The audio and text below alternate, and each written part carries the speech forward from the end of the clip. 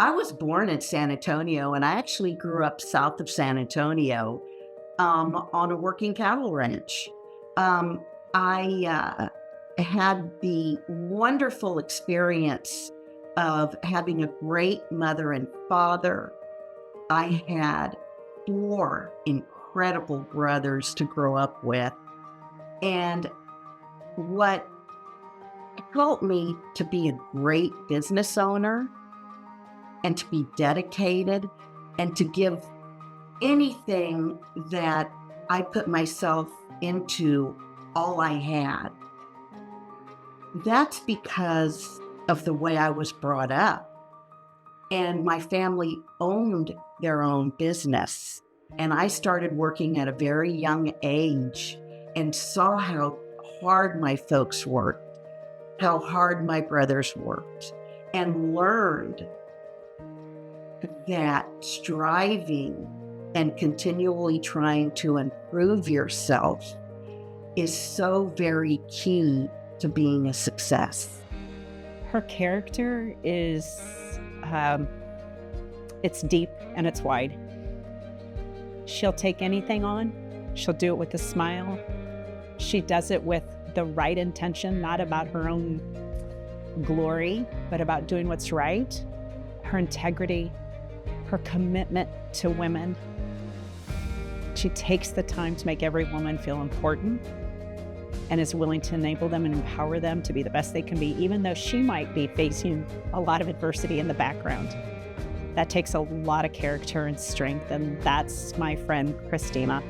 After graduating from college, I was in the corporate world for 10 years. And my husband, who is wonderful, Jim Heaney, encouraged me to go further. He said, "You work so hard. You have what it takes to be a business owner." So in August of 2005, I acquired a business that was being run by a San Antonio fireman and his wife in their home.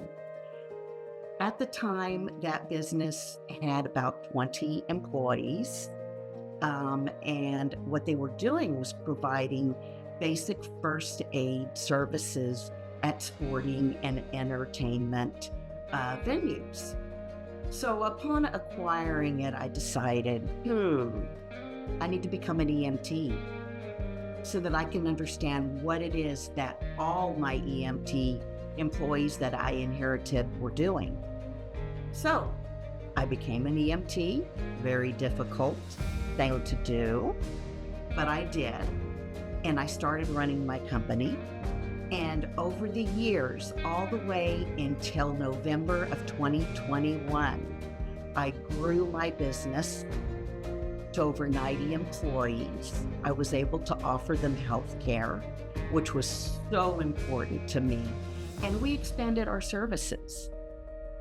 We pretty much were providing not only basic life support, but advanced life support to the majority of the sporting, entertainment, corporate, and manufacturing facilities in South Texas. It was around 2011 when a NABO member came to my door, knocking at my business door and said, "What are you doing? You're buried in your business. You need to get out and about. You need to surround yourself with other women who are running their own businesses, running their families, wanting to improve the landscape in order for us to be successful business owners." And that's what NABO did for me. I attended that first meeting in 2011.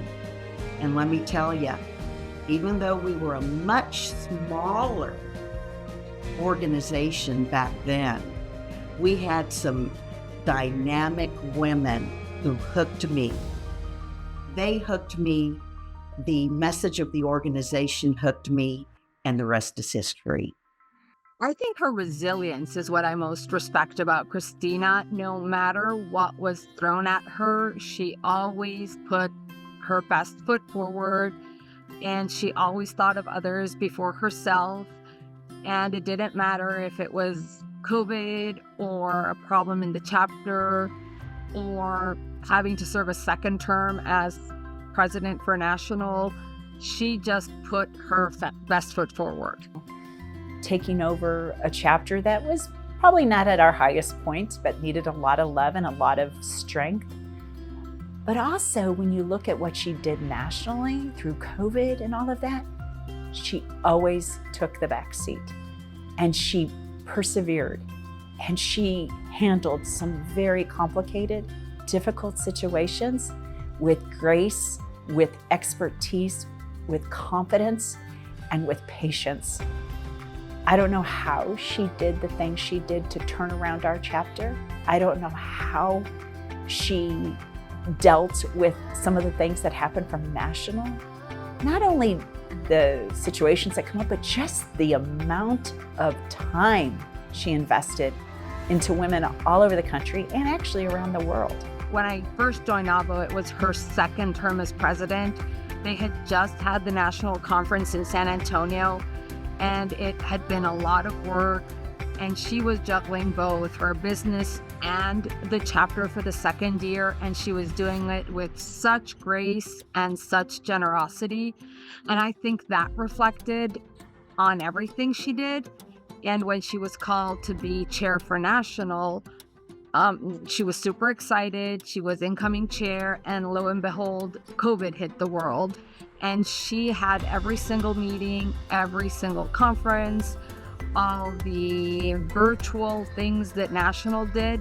She always did it looking beautiful, looking relaxed, and it was just an inspiration to see how she handled it. Don't just be a member of NAWBO. Participate. Be part of the solution. Attract new members.